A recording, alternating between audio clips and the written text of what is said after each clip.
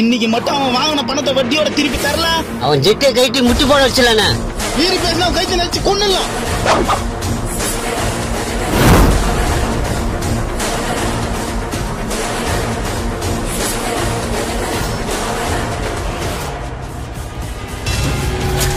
டேய் கூப்பிடுறான் இவன் சுப்பிரமணி பயம் இல்ல.